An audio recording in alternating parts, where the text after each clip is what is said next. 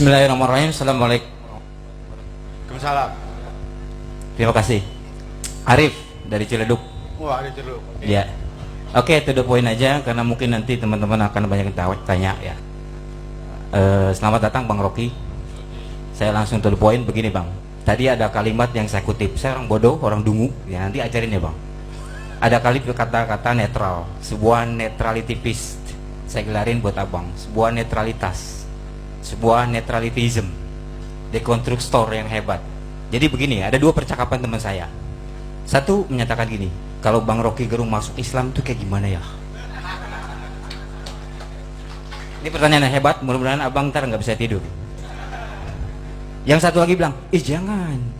Kalau dia masuk Islam, satu, kalau dia ngomong orang lain nggak mau dengar, orang Nasrani nggak mau dengar. Islam, kiai, ulama, males gue, partai yang dibawa, Islamisasi yang dibawa.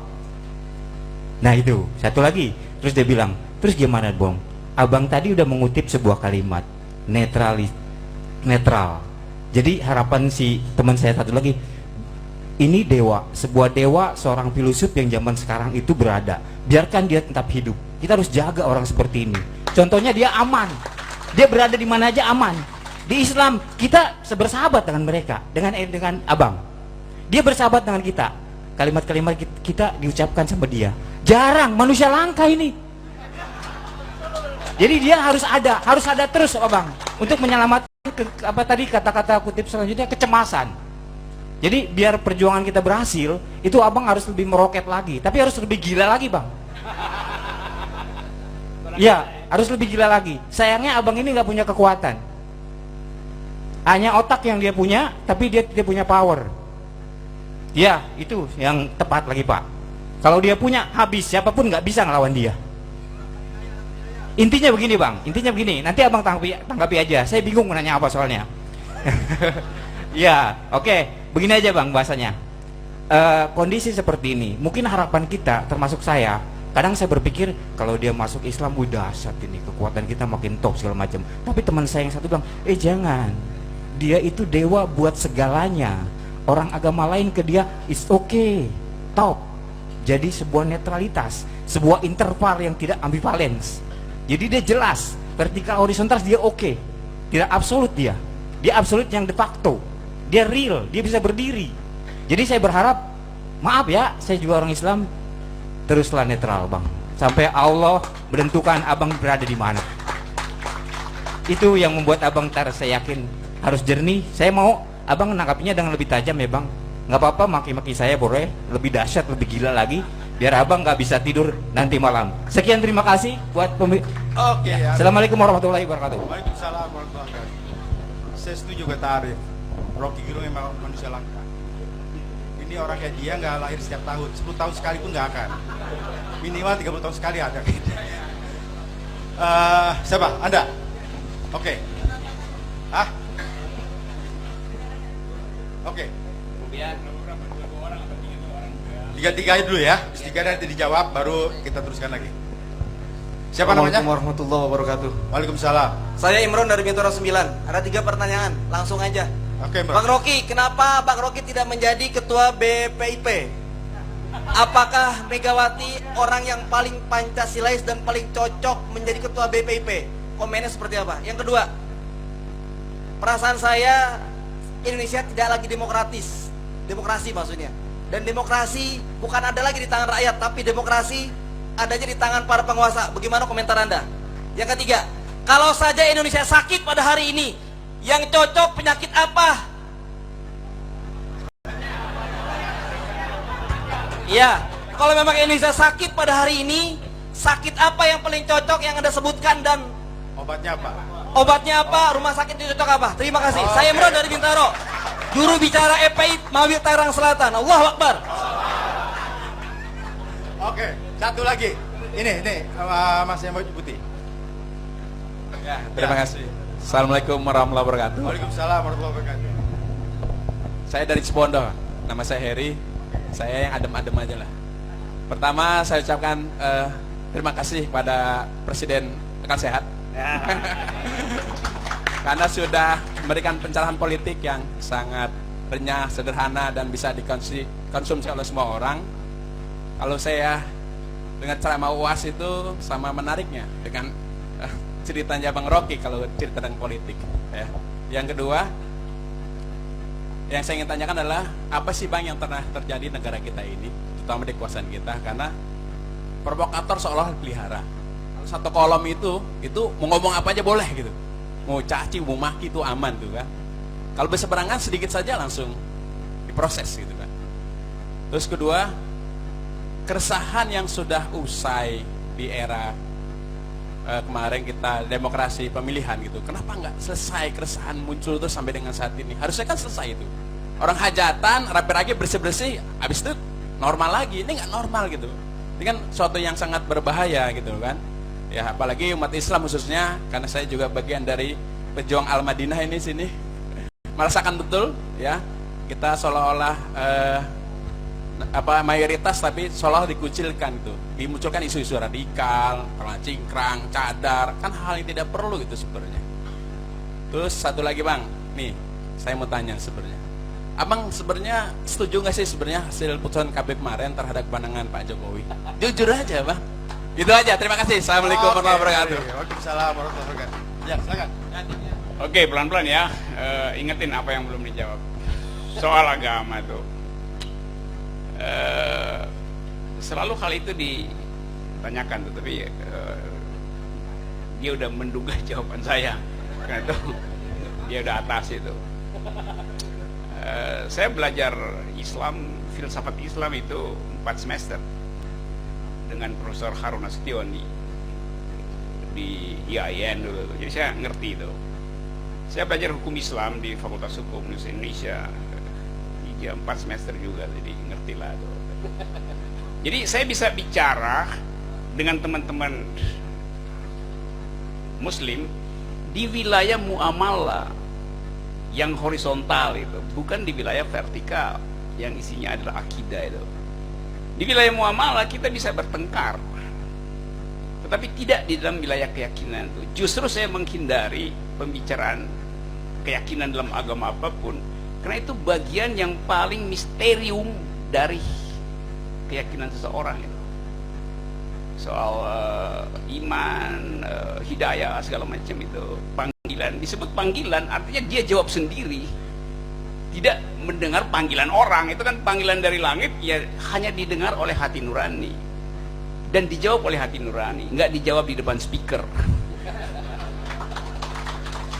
Itu intinya itu. Jadi saya kira yang kita bicarakan langit tahu itu tuh.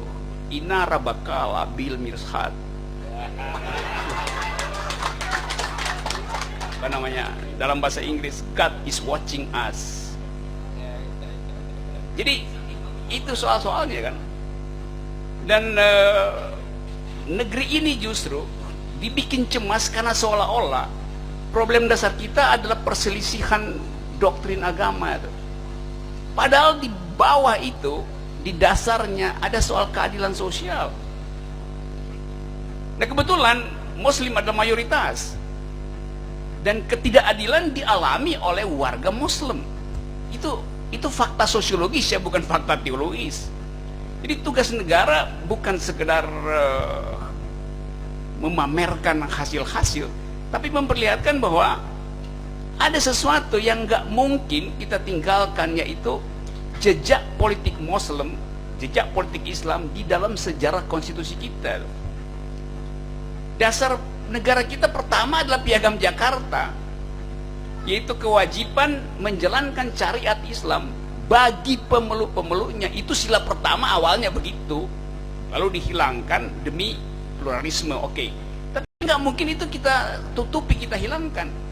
Jadi orang menganggapkan itu udah kita hapus. Memang, tapi dihapus secara teknis, artinya memberi bekas lebih kuat. Kalau ini saya hapus, ini tag ngun, saya hapus ini membang ngun, jadi tinggal memban itu. Waktu saya hapus, orang bilang iya memang memban, tapi tanda goresan saya itu makin kuat.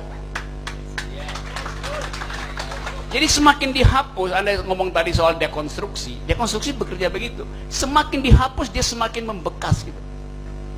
Kalau misalnya ini udah hilang, Kan udah hilang dibakar. Iya, tapi di kuku saya tahu tuh bekasnya masih lengket di kuku saya karena saya hapus pakai kuku gitu. Assalamualaikum Pak Haji, selamat datang. Saya tuan rumah hari ini.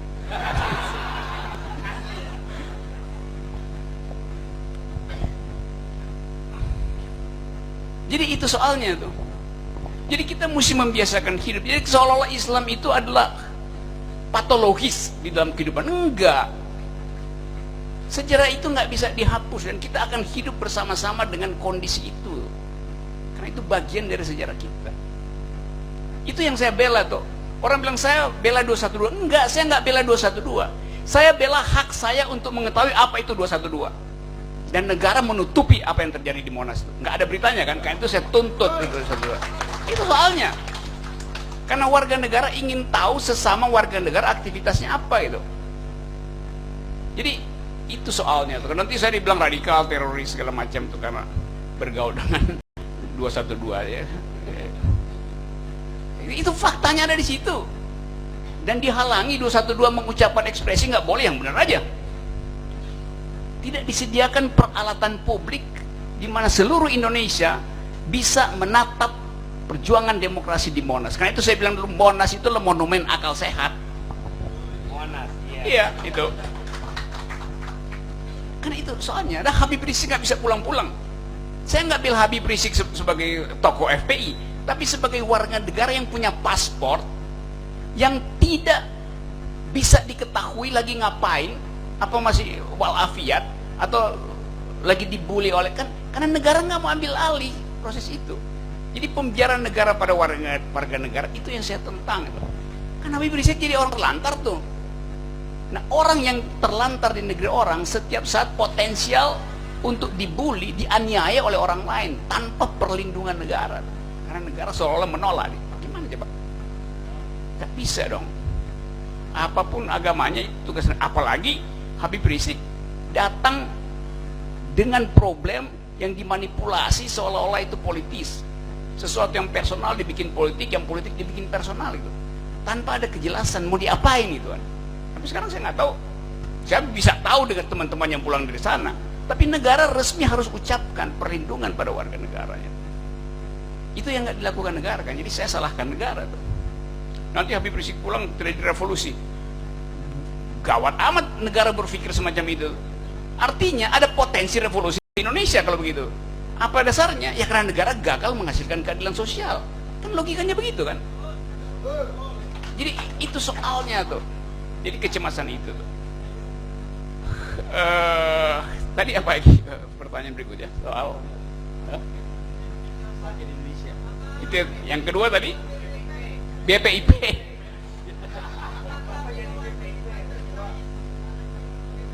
Ya itu terhubung dengan sejarah tuh. Sehingga orang merasa kalau ngomong Pancasila itu ya harus PDIP, harus Megawati. Soekarno itu nama bangsa. Sekarang dia sekedar jadi nama sebuah keluarga. Kan itu berbahaya kan? Dimonopoli. Orang ingat Bung Karno itu karena dia pemimpin bangsa, bukan kepala dari sebuah keluarga. Sehingga kalau soal Pancasila itu yang paling mengerti adalah Ibu Megawati. Dari mana logikanya? Saya riset. Saya menulis tentang Pancasila. Habib Rizik riset tentang Pancasila, menulis tentang Pancasila. Jadi itu bahayanya tuh. Waktu itu dulu saya usulkan, kenapa nggak Habib Rizik jadi kepala BPIP? Dia mengerti Pancasila, dia menulis riset tentang itu. Tapi kekuasaan ingin menyogok, itu kan soalnya kan. Mungkin Ibu Mega juga nggak merasa ya kenapa harus saya. Tetapi kita nggak bisa hindari itu, karena identitas Ibu Mega juga hanya itu, nggak ada lain. Kan itu kan kita mau ingat, satu waktu kita akan ingat kalau Presiden Jokowi misalnya udah lengser 2024, kita mau ingat Jokowi itu kita akan ingat sebagai apa ya? Bung Karno kita ingat sebagai pemersatu bangsa, oke. Setelah itu dia jadi otoriter karena mengangkat diri sebagai presiden seumur hidup. Nah itu kita tentang itu. Tapi fakta dia mempersatukan bangsa di awal kemerdekaan. Jadi boleh disebut oke, Bung Karno menanamkan kebanggaan berbangsa. Satu poin. Soal Bung Karno ada Pak Harto.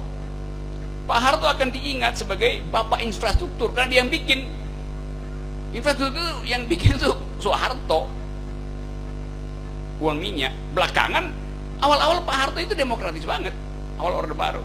Belakangan kemudian berubah menjadi doktriner, menjadi otoriter. Tapi orang tetap akan ingat Bung Karno sebagai memberi kita kebanggaan berbangsa.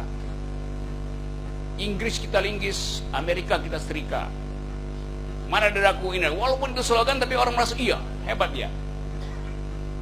Walaupun kemudian memburuk karena jadi otoriter. Tapi tetap ada ingatan terhadap Bung Karno. Ingatan terhadap Soeharto juga ada karena infrastruktur dibangun. Ekonomi tumbuh sampai 7-8% itu. Jadi ada ingatan. Lalu diganti oleh Habibie. Habibie ada legacy. Habibie yang mulai slogan 4.0 yang sekarang 4.0. High tech. Pada waktu itu saya kritik. Karena Habibie menghabiskan APBN hanya untuk industri strategis. Yang pada waktu itu terlalu besar banyak. Tapi oke, orang ingat Habibie mengerti teknologi. Dan orang yang memindahkan ilusi tentang teknologi tinggi. Membuktikan bahwa Indonesia bisa bikin pesawat terbang. Jadi orang ingat high tech kepada Habibie. Ada jejaknya di sini. Lalu diganti Gus Dur. Orang akan ingat Gus Dur sebagai bapak kebebasan pluralisme. Habibie juga diingat sebagai bapak kebebasan pers karena beliau yang buka duluan. Tapi pada Gus Dur lah kita percaya pada kesetaraan warga negara. Gus Dur mengajarkan pluralisme sekaligus kesetaraan warga negara. Lalu Ibu Megawati akan dikenang apa? Ya sebagai anak Bung Karno, cuman itu kenangannya. Ya itu soalnya. Lalu pindah ke SBY. SBY akan diingat sebagai presiden yang tidak pernah memenjarakan lawan politik. Jadi teguh pada prinsip hak asasi manusia. Persaingan politik itu bukan kejahatan. SBY di pikirannya begitu, nggak ada satupun lawan politik yang dipenjarakan SBY. Lalu ganti Jokowi. Sekarang kita mau ingat Jokowi apa? Misalnya 2 minggu setelah beliau lengser 2024 jalan-jalan di Mall Ciledug atau di Plaza Senayan, orang akan ingat sebagai apa? Infrastruktur? Nggak bisa infrastruktur jadiin legacy. Tukang utang segala macam. Jadi apa? Kita mesti pikirkan kan, apa yang akan kita jadikan slogan supaya orang akan ingat Pak Jokowi itu presiden Indonesia diingat sebagai apa? Sebagai bapak infrastruktur nggak mungkin. Nomor satu bangsa udah Bung Karno. Kota udah nggak jadi pindah ntar. Ya mungkin kalau beliau jalan orang akan wah Pinocchio lewat. Kan nggak enak kan bagi kita kan, terutama luar. Tapi itu faktanya, itu keadaannya begitu, bukan kita menghina atau itu yang akan terjadi. Kan itu perkaranya begitu sebetulnya tuh. Jadi soal itu tadi BPIP ya oke. Kalau saya dipilih jadi ketua BPIP, saya akan bubarkan lembaga itu. Karena namanya udah keliru. Badan Pembinaan Ideologi Pancasila. Saya terangkan dulu bahwa Pancasila itu bukan ideologi. Di mana ada dokumen yang mengatakan Pancasila ideologi? Nggak ada. Tapi Pak Jokowi bilang itu ideologi. Yang mana dokumennya? Anda bikin sendiri. Bung Karno bilang itu adalah philosophical groundslag, dasar filsafat. Oke. Dari negara. Negara harus punya pandangan hidup. Harto bilang itu asas, bahkan disebut asas tunggal. Jadi kata ideologi dari mana muncul? Ada Badan Pembinaan Ideologi Negara, BPIP, Badan Pembinaan Ideologi Pancasila. Ideologi itu punya orang, bukan negara. Nggak ada negara berideologi di dunia ini. Punya dasar, iya ada. Alasan untuk hidup. Ideologi itu sesuatu yang diyakini manusia individu karena dia hidup, dia punya masa depan. Dan ideologi itu untuk membekas pada jiwa seseorang. Ideologi, termasuk agama itu ada ideologi itu. Aspek sosial dari agama adalah ideologi, membekas masuk ke dalam psikologi. Apa negara punya jiwa? Negara itu barang mati, abstrak lagi. Ngapain punya ideologi? Dasar iya, kesepakatan bersama itu, tapi bukan ideologi. Di situ salah kaprahnya istilah ideologi itu. Ideologi hanya berlaku pada individu yang hidup, bukan pada negara. Jadi salah mengatakan Pancasila adalah ideologi negara. Itu yang saya katakan, Presiden tidak paham Pancasila. Karena dia tidak bisa membedakan ideologi, Grondslag, atau asas. Itu dia nggak bisa bedain. Apa salahnya saya katakan itu? Bukan saya menghina, memang itu yang saya mau terangkan, tidak paham. Sebaiknya, masa saya bilang paham untuk sesuatu yang saya pelajari berpuluhan tahun, dan saya bilang, iya dia paham. Salah. Membedakan antara dasar negara, ideologi personal, dan asas berbangsa itu. Jadi mesti ikut kuliah 3-4 semester dulu. Jadi BP itu harusnya dibubarin, buang-buang uang segala macam. Apalagi ada istilah pembinaan. Buset dah, pembinaan. Jadi emang kita orang binaan apa? Mantan napi apa mantan teroris, binaan dia begituan. Jadi itu soalnya tuh saudara. Apalagi ya, udah saya jawab semua ya, tiga-tiganya. Penyakit negara ini. Negara ini penyakitnya ya penyakit otak. Dan otak itu ada di kepala. Karena itu ya obatnya ya ganti kepala negara.